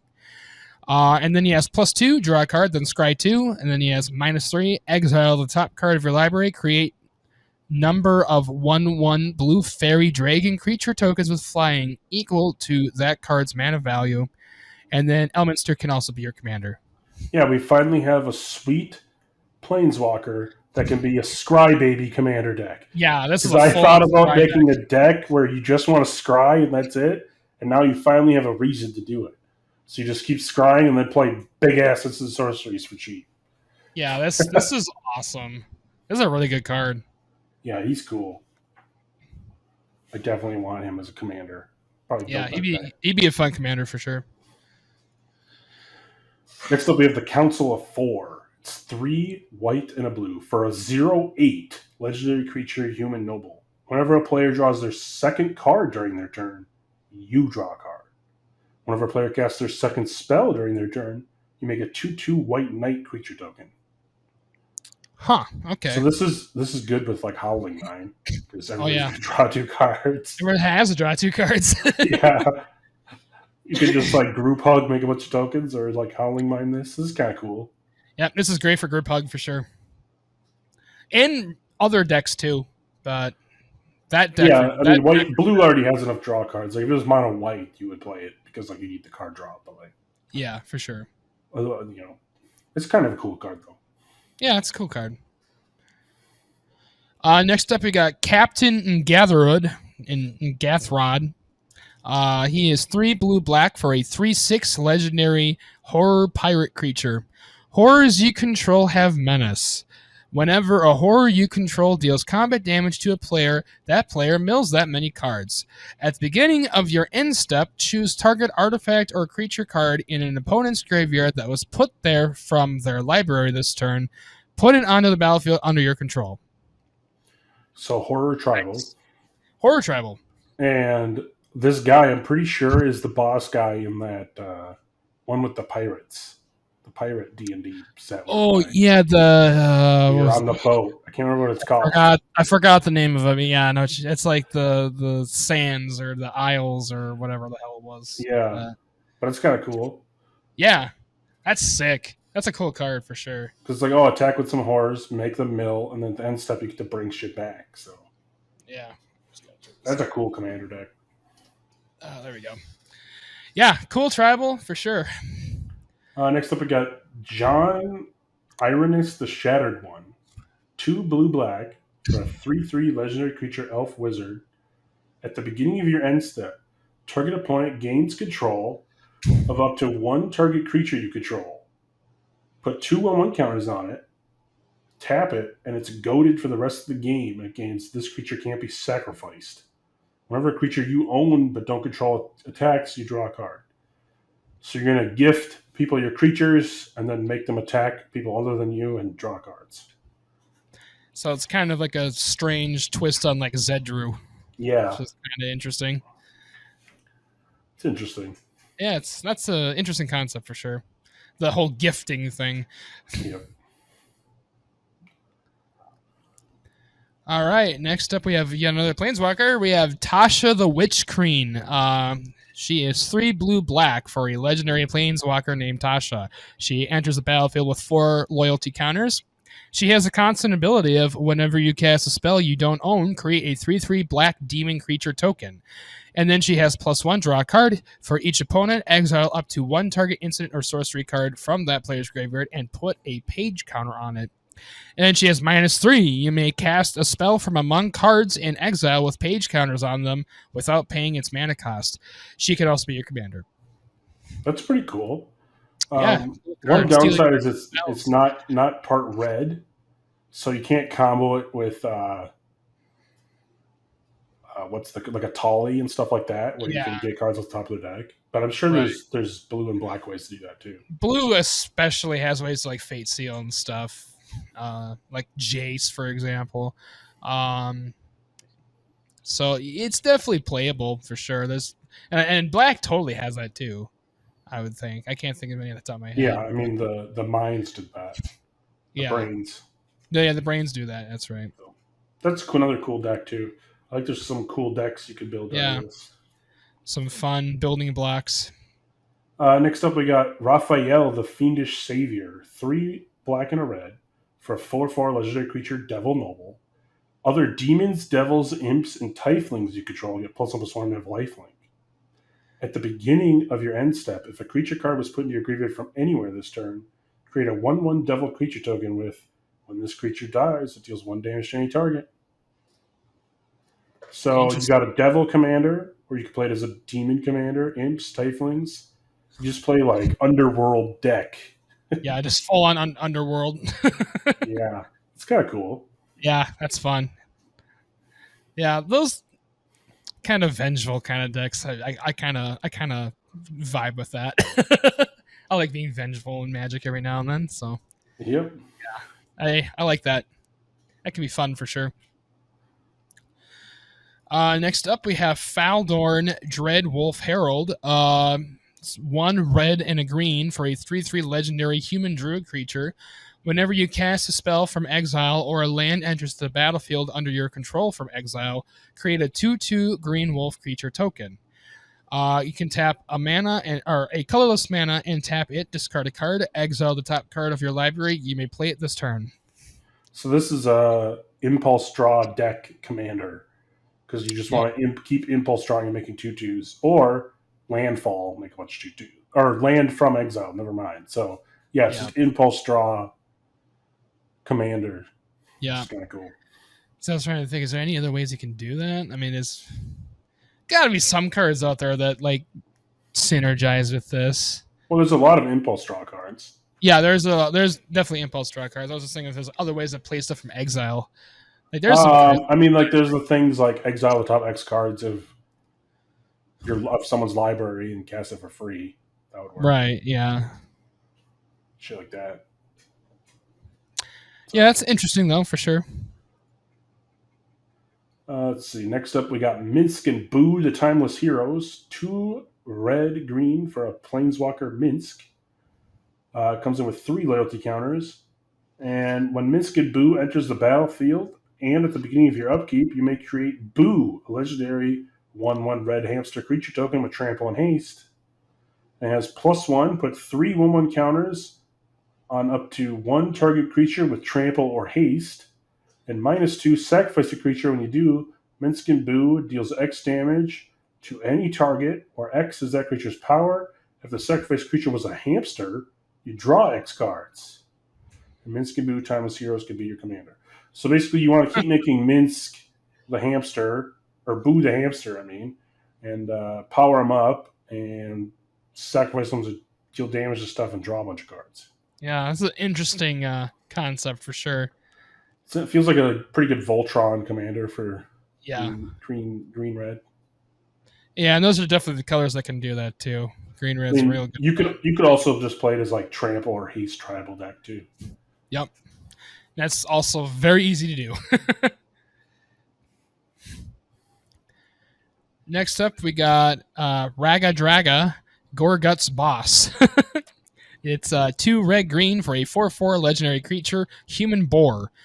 Each creature you control with a mana ability gets +2/+2. Whenever a creature you control with a mana ability attacks, untap it. Whenever you cast a spell, if at least 7 mana was spent to cast it, untap target creature. It gets +1/+7 and gains trample until end of turn.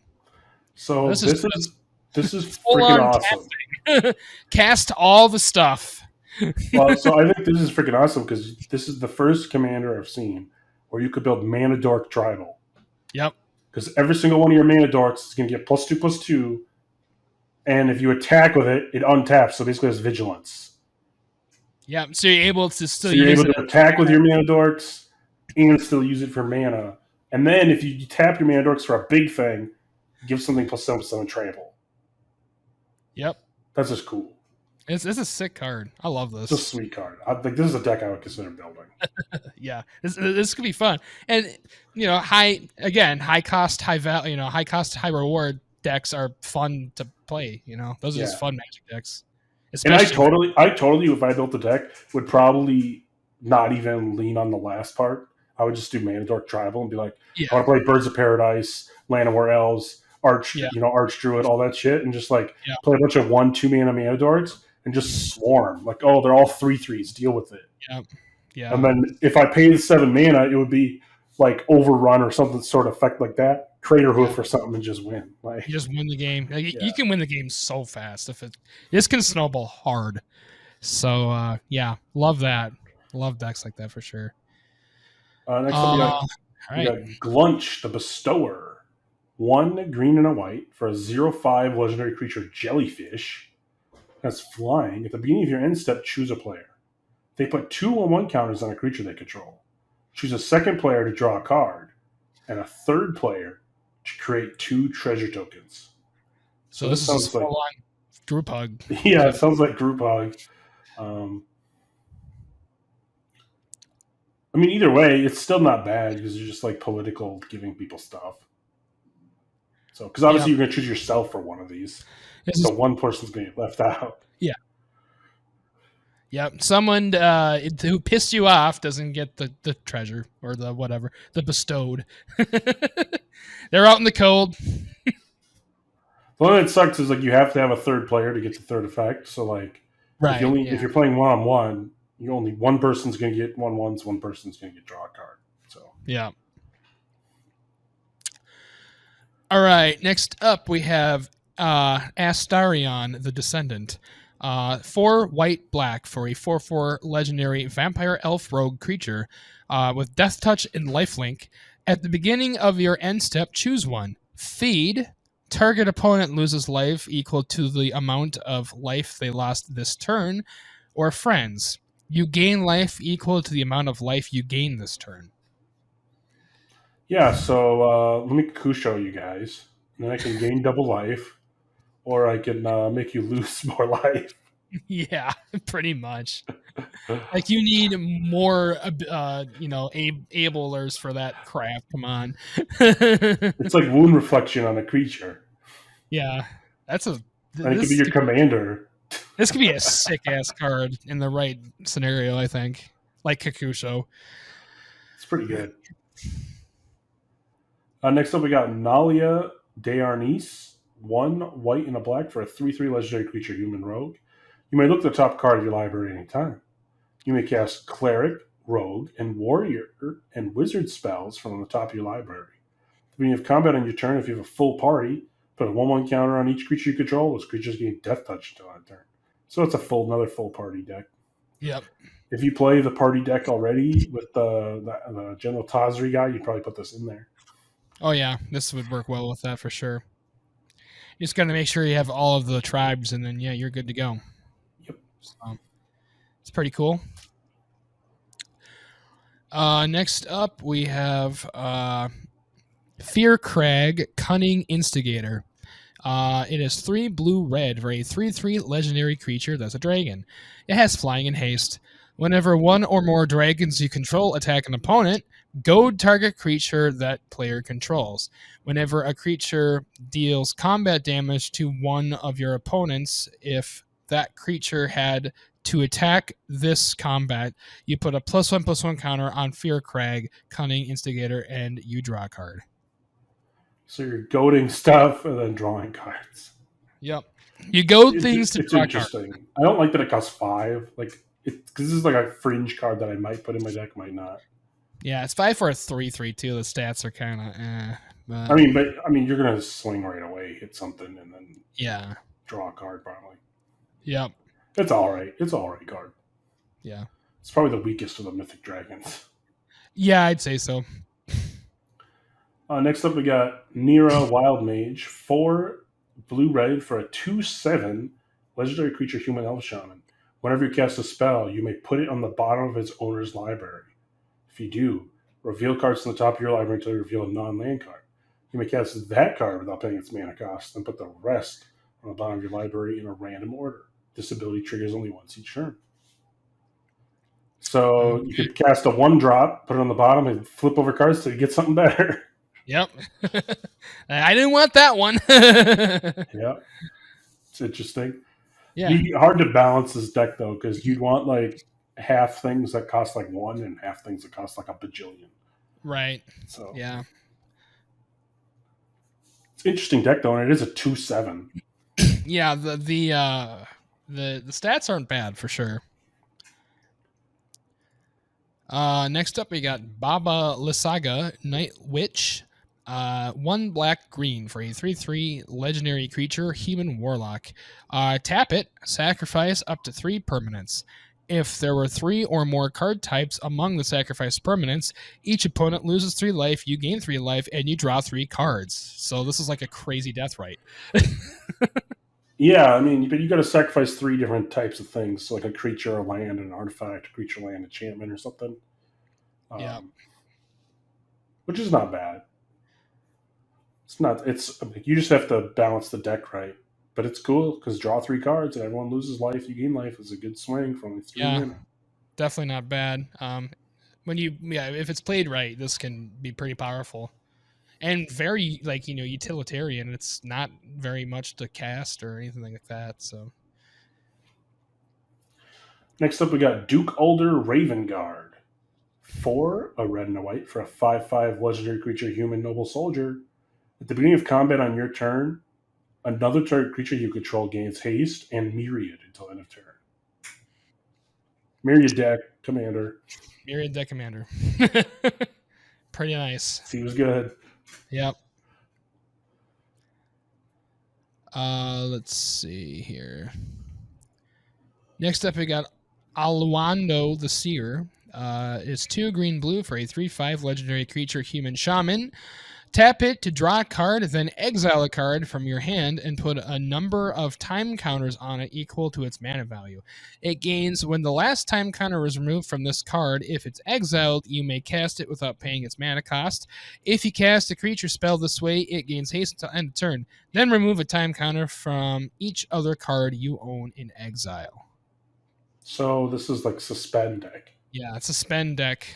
Interesting. But it's cool because it speeds up when you get things removed. When you the first time you just cast something with the time counter removed. So yeah, so it's kind of like a free clock spinning or something like that. Yep, that's cool. That'd be a cool deck. Yeah, I mean, there's already commanders that support this too, so that can definitely fit in with that. Next up, we got Bane, Lord of Darkness. 1 white, blue, black. So one in Esper colors for a 5/2 legendary creature god. As long as your life total is less than or equal to half your starting total, Bane, Lord of Darkness, has indestructible. Whenever a non-token creature you control dies, target opponent may have you draw a card.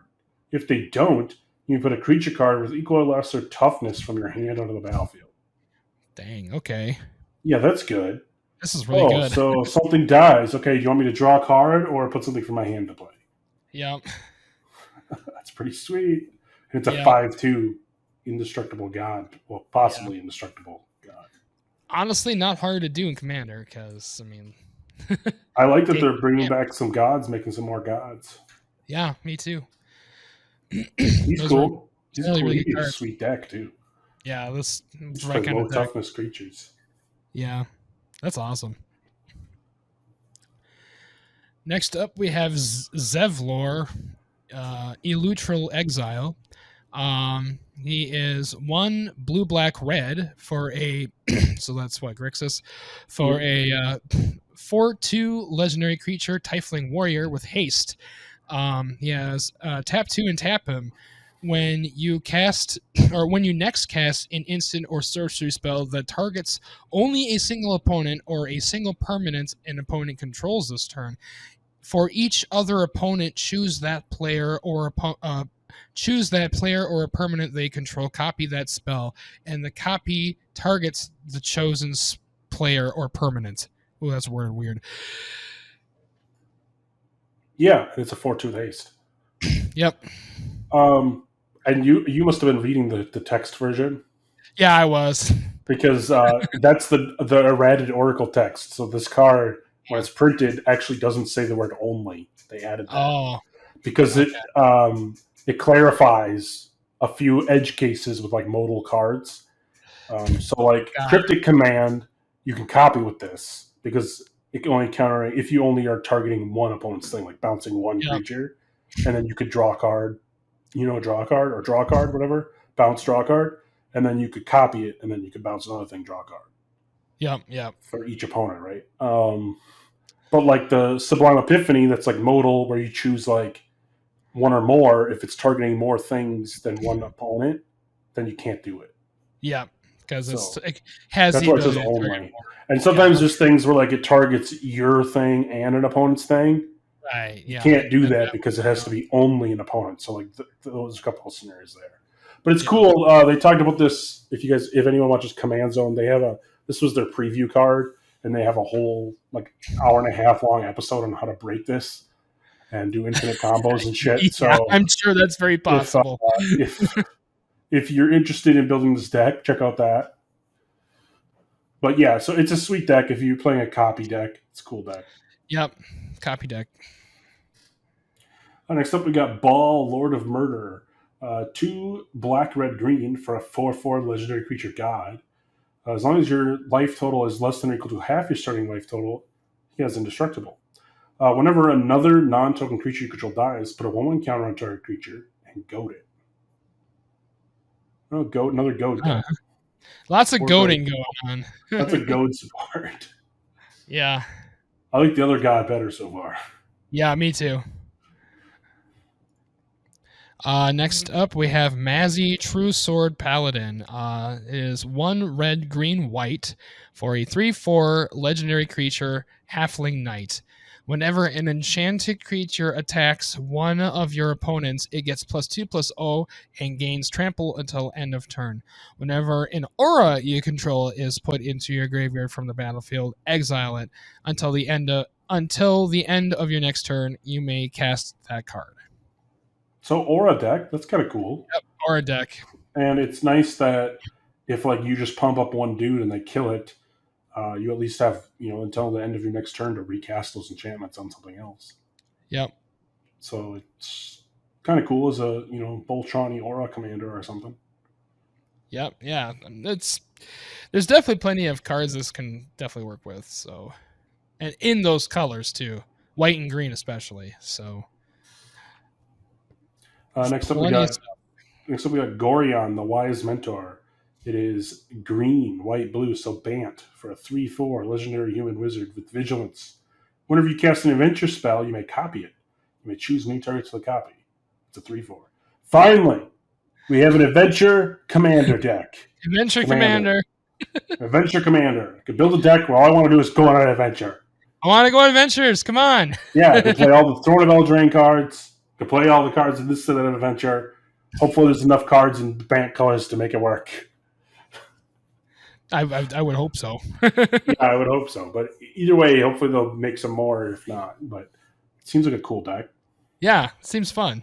Doubling up your adventures is good. There's already like I think just a rare that's not legendary that you would play in the main deck that lets you copy it. So Right. you do it now with this too. All right. Next up, we have John Johnson, Chaos Crafter. It is red, white, black for a 3/3 legendary creature, Gnome Artificer with haste. Tap him, sacrifice an artifact creature, create 2 treasure tokens, or tap him, sacrifice a non-creature artifact, create 2 1/1 colorless construct artifact creature tokens. Interesting. So you can Very keep sacking non-creatures for 2 creatures, sack a creature for 2 treasures. Yep. Artifact creature, but yes. Yeah. So like artifacts matter. I don't know if we've seen a Mardu Artifacts Matter deck though. Like that's a weird, like that's a cool color scheme for Artifacts Matter. Because you don't have blue. I mean, red there's a lot, but blue. Yeah, blue is usually a big enabler for it. Yeah, it's really interesting to build it without blue. Next up, we got Miriam, the Sentinel Worm. It is 3. And it's Worm WYRM. So it's 3 green, blue, red for 6/6 Dragon Spirit, legendary Dragon Spirit creature. Flying Ward 2. Whenever another non-token dragon enters the battlefield in your control, create a token that's a copy of it, except it isn't legendary if that dragon is legendary. Can we stop giving good dragons to Corey, please? More broken dragons for my dragon deck. More broken dragons. Oh, God. More broken dragons. Seems good. I want to double my dragons, guys. Yeah, because that's exactly what that deck needs is more of the creatures. Yes, I would love another Nicol Bolas. Oh yes, better. Let me double my commander. Yeah, another Dragon. Yeah, sounds awesome. The best is when it enters the battlefield. So, like, if I cheated in with that red guy that plays your commander for free for a turn, the token would stay, and I'd have a copy. Yeah. That's good. This is a really good dragon. That's a sick card. Even you could just play this as a commander too, and just play 3-color dragons as well. Yep. And just plenty of dragons, so it's very especially doable. in the green and red, which is like Yeah, two of the colors. lots of green and red. Yeah. Next up, we got Markul, Lord of Bones. He has 4 white, black, green for a 7/5 god legendary creature. As long as your life total is less than or equal to half your starting life total, Markul, Lord of Bones has indestructible. Whenever another non-token creature you control dies, you may exile it. If you do, create a token that's a copy of that card, except it's an enchantment and loses all other card types. So here you'd want creatures with like sweet abilities because Yep. when your creatures die, they're just going to stick around as enchantments with those abilities. Because those activated abilities So matter, like basically. well, or just abilities like shielding, Or where like they trigger all the yeah, time, just trigger. or triggers matter. That's Yeah, kind of cool. yeah, that'd be a fun deck to see for sure. It does cost a lot, 7 mana. It's a lot, yeah. If you play this as a commander, that'd be pretty hard to do. But Next up, we got Dynahair Invoker Adept. 1 blue, red, white for a 4/4 legendary creature, human wizard with haste. You may activate abilities of other creatures you control as though they had haste. Tap. When you next activate an ability this turn by spending 4 or more mana to activate it, copy that ability. You may choose new targets for the ability. so more activated abilities matter. Yeah, activated abilities matter, deck. Yep. That's Awesome. cool. Yep. I like that. There's lots of decks there are lots of things out there that can work with this, so be fun to see that. Finally, for multicolor, we have Nine Fingers Keen. It is 1 black, green, blue for a 4/4 legendary creature, human rogue with menace, ward, pay 9 life. Whenever Nine Fingers Keen deals combat damage to a player, look at the top 9 cards of your library. You may put a gate card from among them onto the battlefield. Then, if you control 9 or more gates, put the rest into your hand. Otherwise, put the rest on the bottom of your library in a random order. So, gate deck. Yeah, so it is only in Sultai, so I don't know if there's enough gates to support it. But in a 5-color gate deck, you're going to play this 100%. Because Totally. it's basically 4/4 for 4 with menace, and ward pay 9 life is ridiculous. That's awesome. And then it's like, You gotta okay, really put a gate into play. And it's like, worst case, deal combat damage, put a gate into play. Best case, put a gate into play, draw 8. Yeah. That's a lot. The rest would go in your hand then. Like, seems good to me. so a multicolor seems like the best in this set, right? Multi is sick, man. There's so much utility. There's cool so much stuff that works with things. Like, there's so many cool commander possibilities. The planeswalkers are fun. Like, yeah, there's some cool new commanders. There's some cool new planeswalkers. There's some sweet new dragons. Yeah, and there's some more gods. Yep, gods. Gotta love that. Lots of stuff to love here with multicolor. I like Miriam. The dragon is sweet. Yep. Miriam's really I also good. like the Bane Lord of Darkness. It's pretty cool. Yep. Really like those. And I want to build the adventure deck as well with the Gorion. Yeah, that'd be fun. All right, so moving on to artifacts. First one up is a reprint, Basilisk Collar. Yep. 1 for an artifact equipment. Equipped creature has death, touch, and lifelink, and has equipped cost to 2. Good to see that reprinted. It's actually a really good card, and I think it's only been printed like twice before this, or once even. Like, I don't think it's been printed that much, so nice to see that.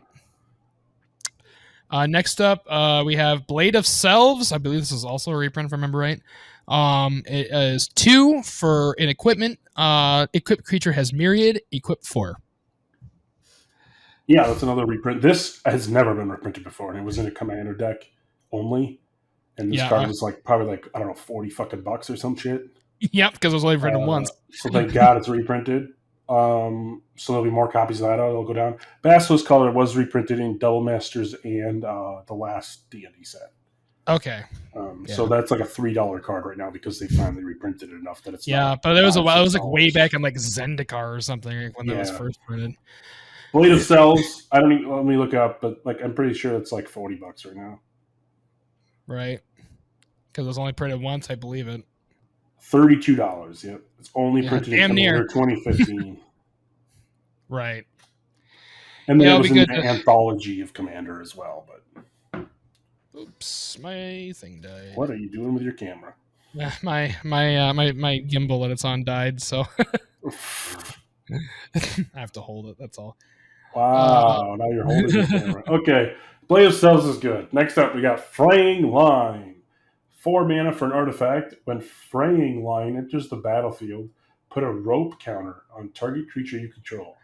At the beginning of each player's upkeep, that player may pay 2. If they do, put a rope counter on a creature they control. Otherwise, exile Fraying Line and each creature without a rope counter on it, then remove all rope counters from all creatures. So basically, you could keep paying Sick. 2 to save your guy because they're grabbing onto the rope, and then when the rope snaps, everyone not holding the rope dies. Yep. It's pretty cool. Cool little flavor text going on. Yeah, I still don't think it's a great card. I probably wouldn't play No, it. it's fun, but it's definitely not like a good one, I would say. Next up, we have Mighty Servant of Luco. It is 3 for a 6/6 vehicle with trample and ward. Discard a card.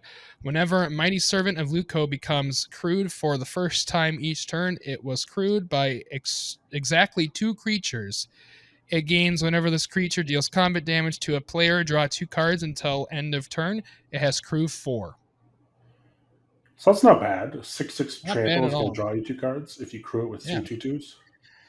It's totally doable. I'd play that in the vehicles deck. Oh yeah.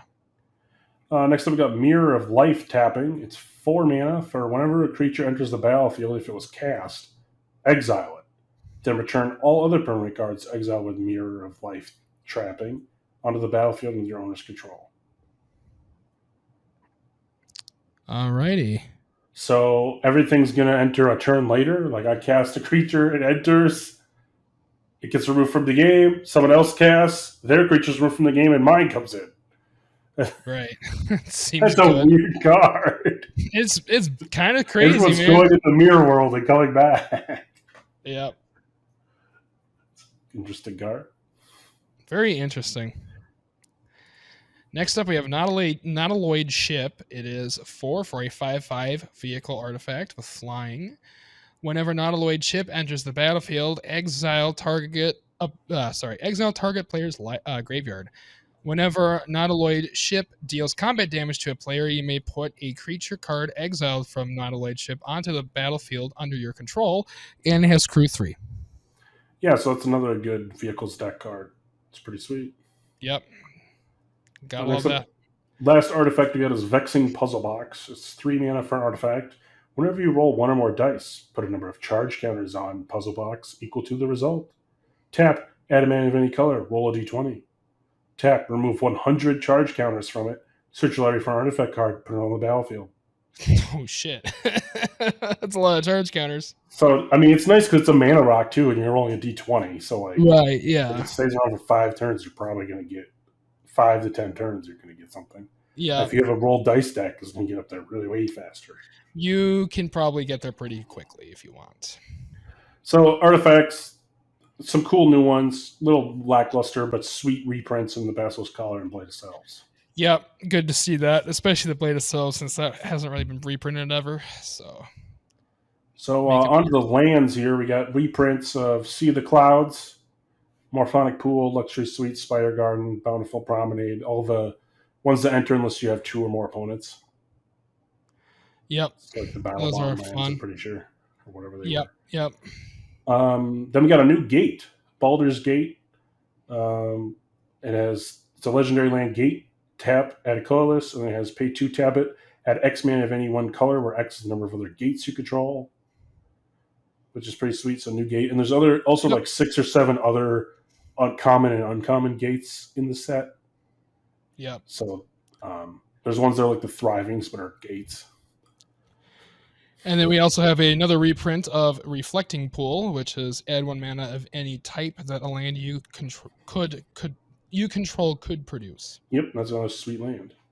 Yep, really good, and a lot of decks. So that's it for the Baldur's Gate Commander Legends cards. You gonna pick some of these up? Oh hell yeah, totally, Yeah, man. I'm definitely picking some of them up. And There's some remember, really good shit here. So there's a lot of stuff that works in a lot of my decks, so that I use. yeah, So and yeah. anyone listening, remember if you're gonna order some cards, please help support us by using our TCG Player affiliate link. Order them there, or support our content by joining our Patreon. It's pretty cool stuff in there. You can check it out. And thanks for listening, guys. Thanks so much, and we appreciate the support.